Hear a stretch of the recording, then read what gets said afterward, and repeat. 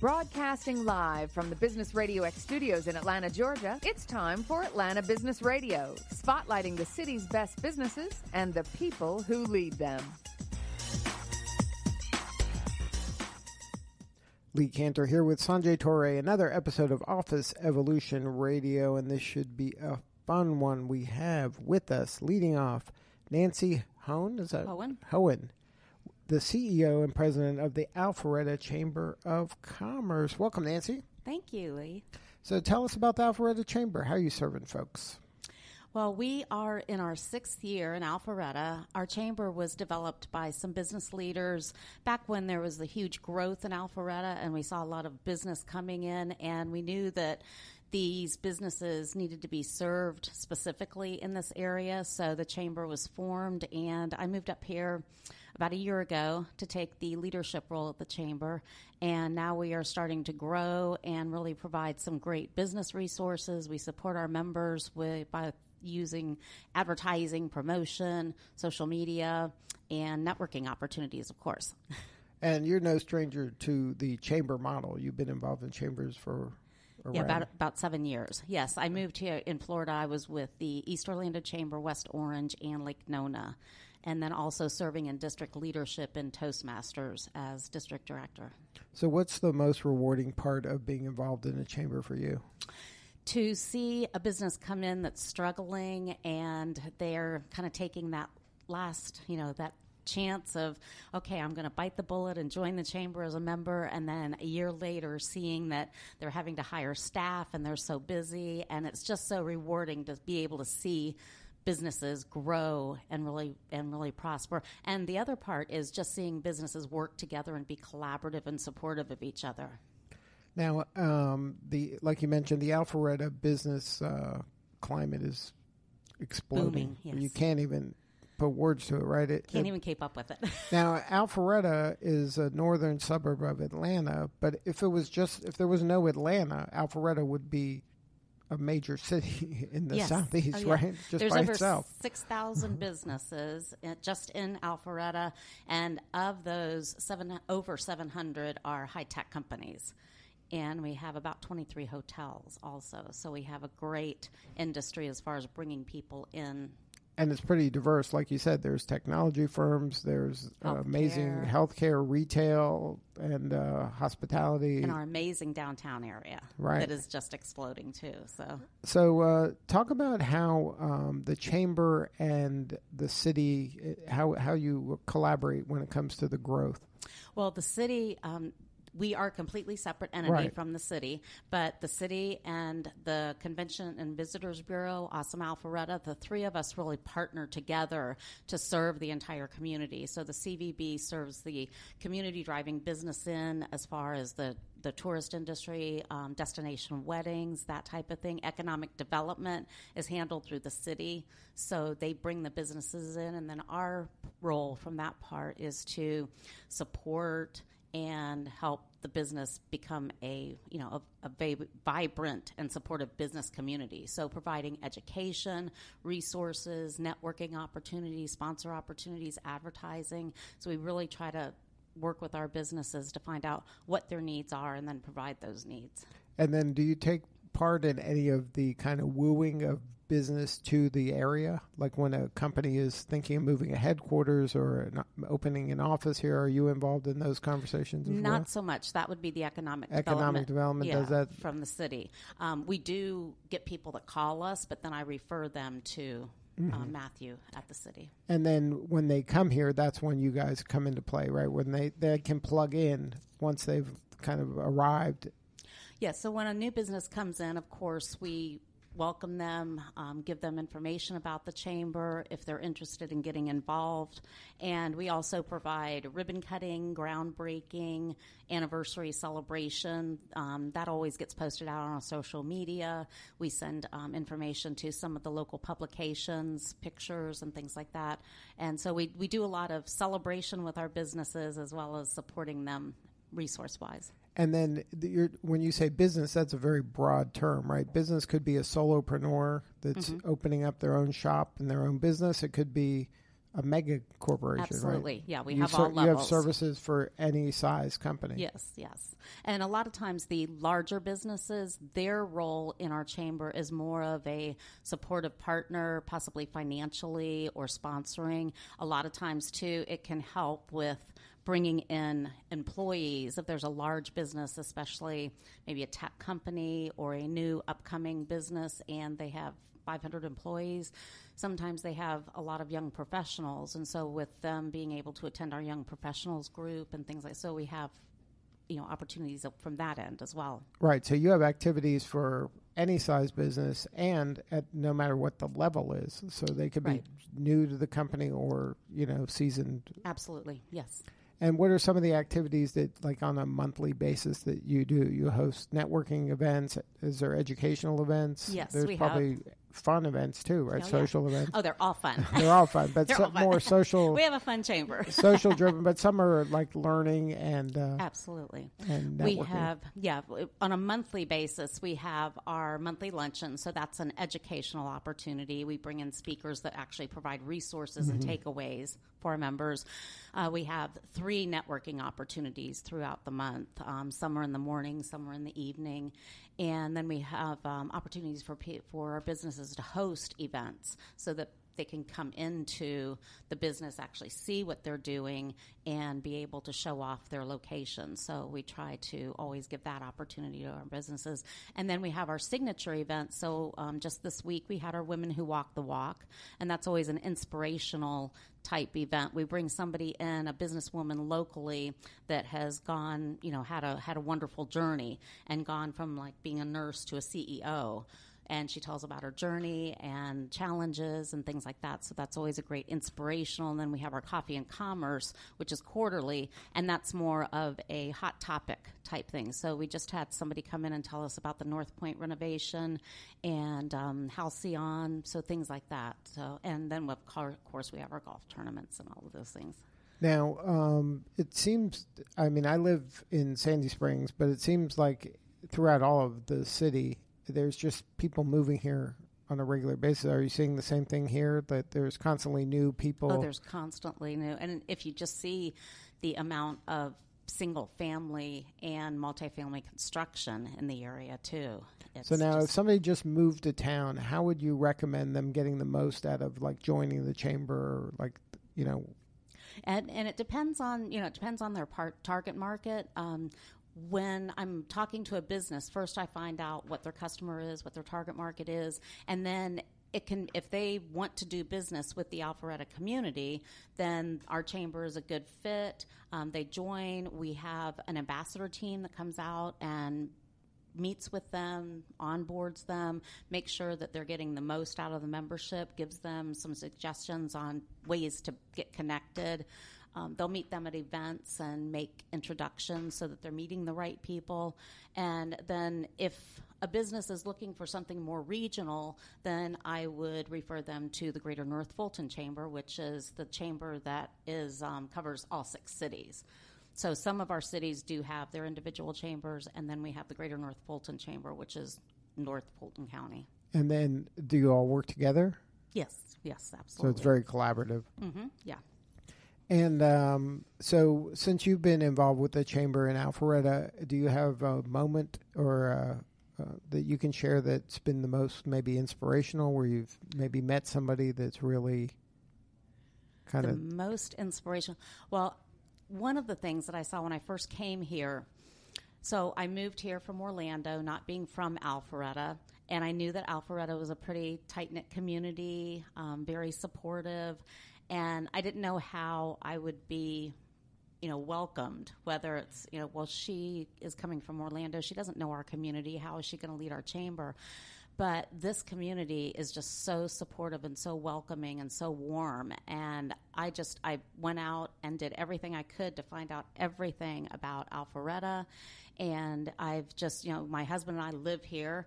So this is our home, and we have just embraced it. And we are, I am passionate about this community growing and just making it a very, very strong, supportive, and vibrant business community, continuing. Now, business is at the heart of it. Is there, you have involved with any golf or sporting events? Do you put on those kind of events as well? Yes, our golf tournament is actually going to be May 7th at the Manor. We have a golf networking league that is a 10 session. So it's it's first and third Wednesday of every month, and that runs from April until August. And we have a clay shoot that will be in September. So we do some of those, and we have our annual gala at the end of the year. So the sporting ones are more the golf and the clay shoot. And then when you got involved as the CEO of the chamber, what was your kind of vision of what it could be? What are some of the things that you'd like it to grow into? Well, with my experience, I've worked with chambers about our size. I've worked with chambers that are about the same age as we are, getting ready to expand and grow. And I've worked with larger chambers. And I definitely feel with the demographic and the amount of businesses that are right here in Alpharetta that we have a huge opportunity to be the voice of business in Alpharetta. So that is my vision, is in the next 5 years for us to be the resource and the voice for business in Alpharetta. And then you're pretty bullish about Atlanta, the metro, and the North Metro area. You're seeing more and more companies coming. Yeah, definitely. I feel like as far as international companies coming into Alpharetta as well, with the amount of tech companies that we have, there's a great presence of the international feel as far as global. So UST Global, and VDART is a global organization. So I see a lot of, as far as companies moving to Alpharetta from Atlanta, is that what you were asking? Well, are you seeing kind of companies in general coming to the metro area from all over? So you said that internationally you're seeing an interest of opening headquarters or satellite offices or North American offices here. Mm-hmm. Now, do you do work with nonprofits, or is it only for-profit businesses? No, we definitely support nonprofits, and we give them a good discount on their membership so that it makes it easy for them to get involved.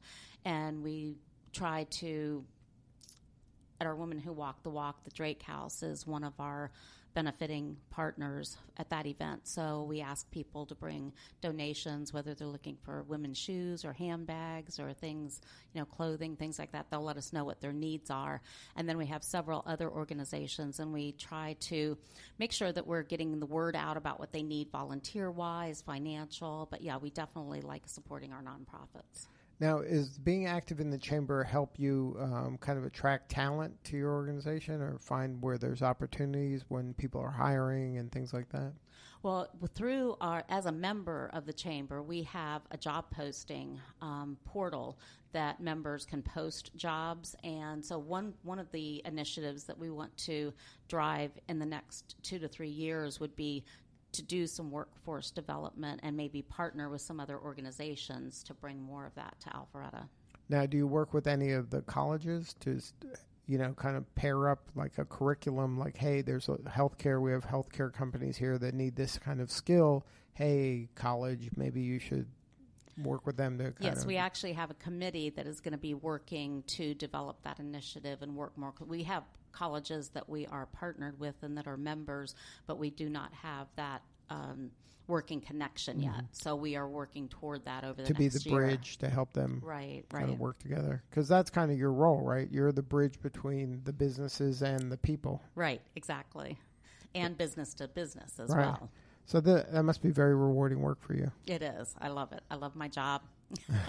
I think I have the best job in the world. So what do you need more of? How can we help you?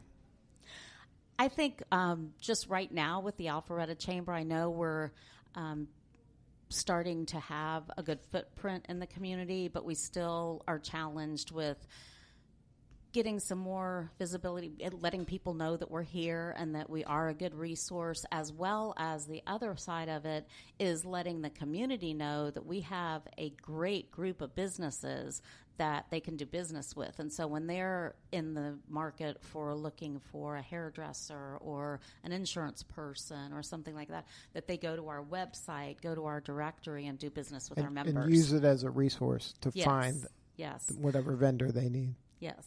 There was a survey that was done back in 2016. It was, and it talked about specifically chambers, and that like 65% of residents in the community would do business with a chamber member, and they would continue to do business with the chamber member. So that gives it a lot of credibility. Right, that people want to support the people that support the community. Right, and that they are good, dependable businesses, right, and they can be held accountable. Well, if somebody wanted to learn more and join and become a member, or just to, find out more what's happening, because something's happening almost every day over there. What's the website? The website is alpharettachamber.com, and on the homepage we have a link for joining and a link to our event calendar. And we also have a chamber and community calendar, so there are a lot of opportunities for our members and our community to put information out there about what's happening all over, not just with the chamber.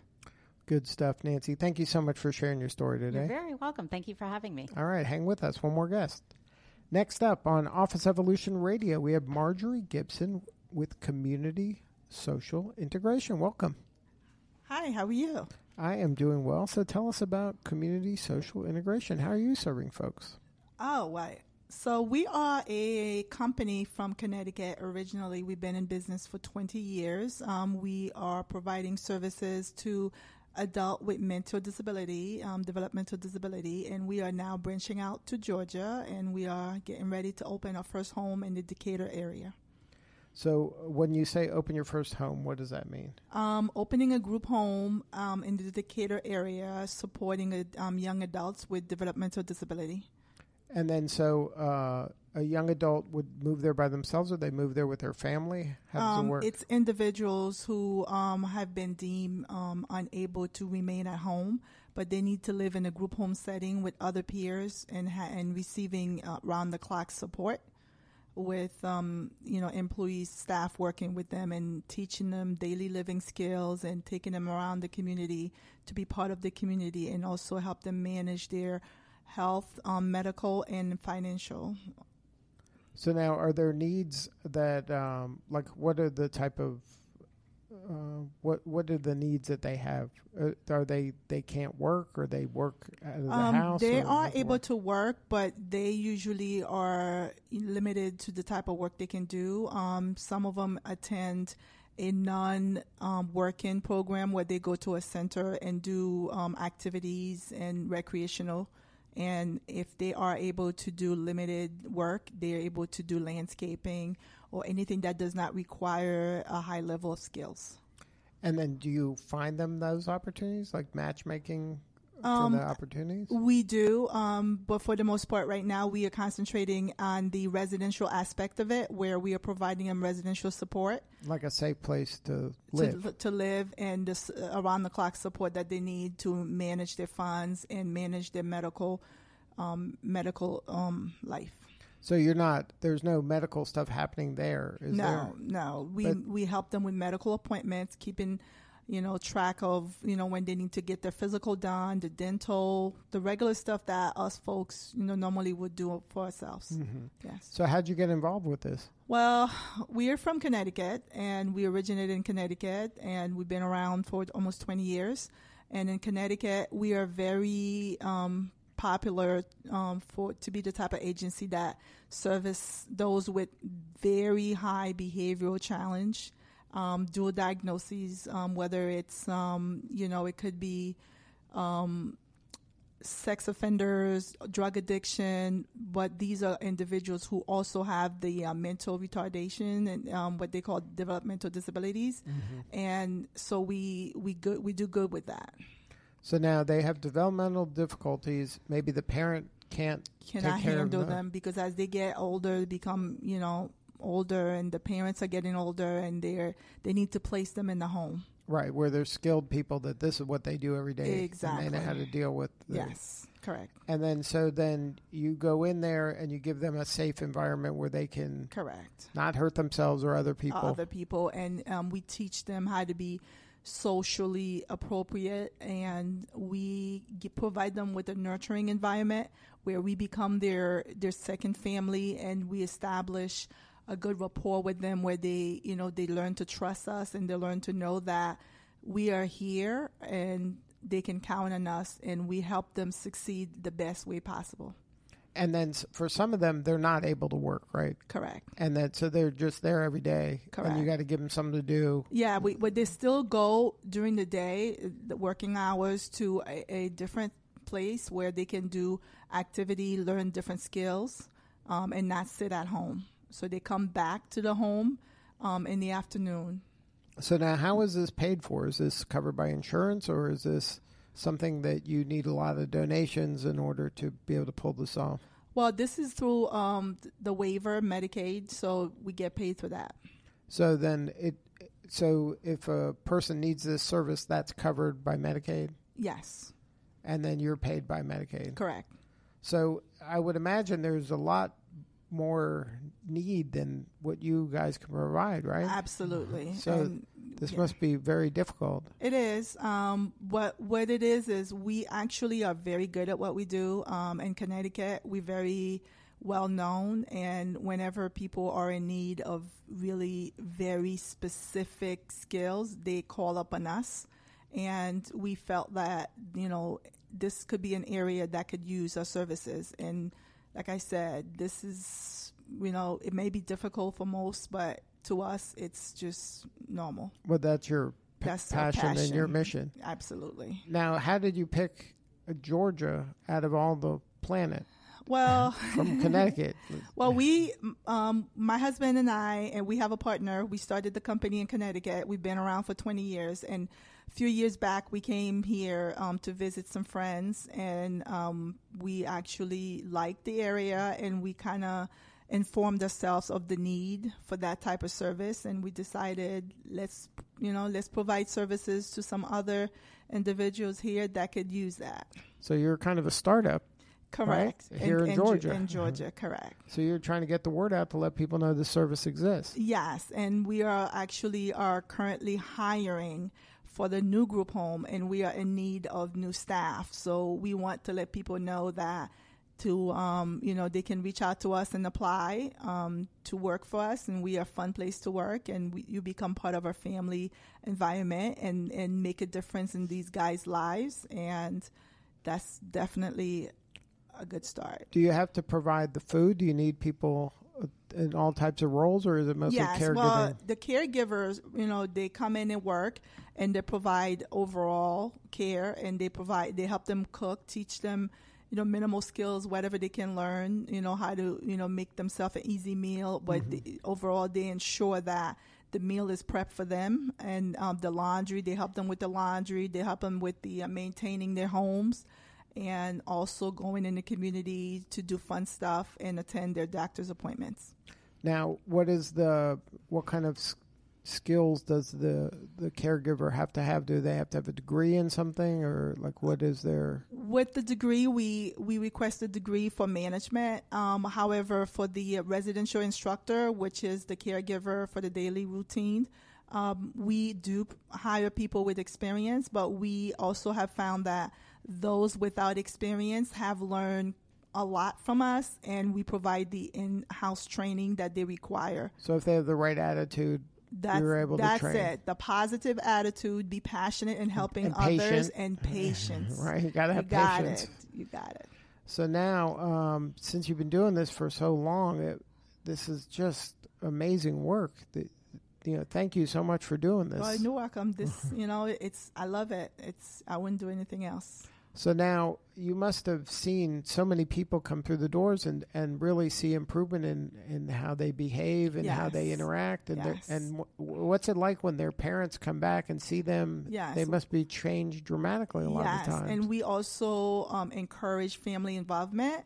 And during holidays, we provide them with the supervision to go home to dinner, Christmas, or whatever holidays that's going on. And we support the family and making sure that they maintain a positive relationship with them. And we take away the stress. So now all they have is to just be family. Wow. Yes. That is such rewarding work. Yes. Well, thank you for coming to Georgia. I'm sure there's a lot of need here. Yes, we like it here. Now, is the home already filled up?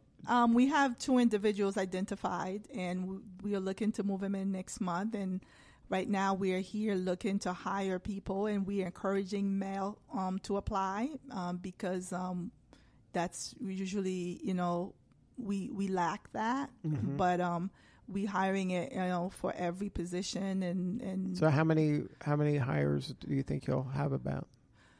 Well, we hope to have about 20 for the 20? one home, because we like to have subs. Right. And each shift have a number of people on shift. So, And then how many people will be living in the group home? It's 2. 2? We're starting at 2. We can go up to 20 4. people to but take no, her it to. doesn't necessarily. But we just like to have it where if someone is out on vacation or sick, you have backup. Correct. But how many people take care of the 2? It all depends on their individual needs. It could be anywhere from 1 person to 3. Yes. Mm-hmm. And that's on a full-time basis. So someone will live in the home. They won't live in the home, but they'll just come in and report to work. For 8-hour shifts. 8-hour shifts. And so there's 3 8-hour shifts a day. Yes. Wow. That is amazing that you're doing this. That is such an important service. Thank you. So in Connecticut, how many homes do you have there? We have about 19. 19 homes. Yes. Wow. That is quite the... yes. The business you're running there. Yeah, Connecticut is very unique, and we have had people that we have supported when they first started out with us. They needed 24-hour care where they have to have supervision for 24 hours a day.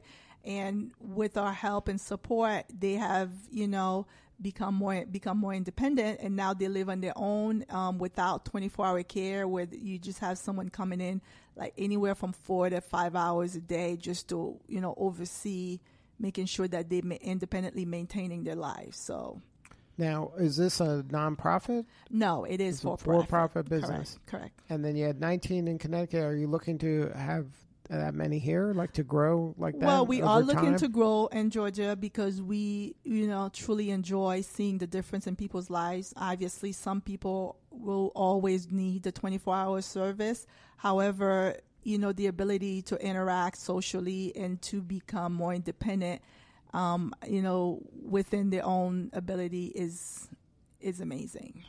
And then for you, are they when you're working with these people, are they ever able to kind of graduate and leave, or is this something that once they're there, they're there?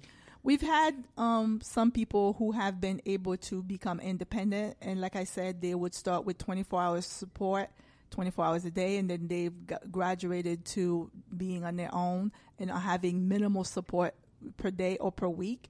We've had an individual in Connecticut. She now became independent, where we helped her find a really great job with the utility company, and she works full time, and she just purchased her first home and has a husband and kids now, and that's amazing. She no longer needs us. So that was that's very as good as it gets there, yes, right? That's the ultimate. That's what we strive for. Now, are you looking to partner with companies that want to hire some of these people that have these special needs? Like Absolutely. this? We have the 2 young men who are moving in next month. They are looking for a landscaping job. We will provide the support that they need. Or if there's already a company that is a day program supporter that they can, get the staffing from them, that's, more than, welcome. So you'll drive them back and forth, or like where does your... Typically, if we are their day program, meaning that we are the agency that's also providing the residential and the day support, we will drive them. But if it is another agency like ours who only provides the day support, so then they do that they will part. pick up and do drop off. Correct. Good stuff. Well, thank you so much for sharing your story. If somebody wants to learn more about the opportunity, the job opportunities, or if they have a child in need or knows of somebody that needs this type of service, what's the website? They can log on to our website, communitysocialintegration.com. Integration is spelled INTEGRATION. And also they can go on Indeed. We're up there. All right, Marjorie. Thank you so much for sharing your story today. Thank you for having me. All right. This is Lee Cantor for Sanjay Torre. We will see you all next time on Office Evolution Radio.